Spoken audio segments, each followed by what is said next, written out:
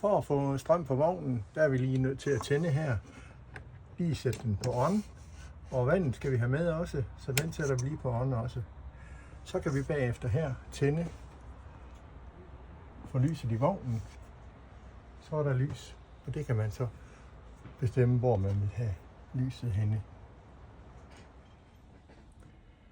Varmen er sådan set så simpel. Man trykker lige her for at starte den op. Og så trykker man menu.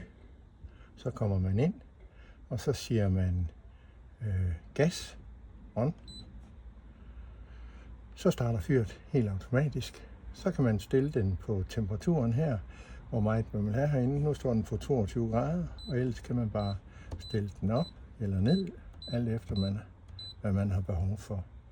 Vandet her, hvis man skal have varmt vand, der kan man mere eller mindre give den fuld skrald eller halv skrald. Det her, det er elpatronen. Den bruger 1 kW i timen. Den kan køre på 2 kW, og den kan køre på 3 kW. Men brug gassen, det er det billigste.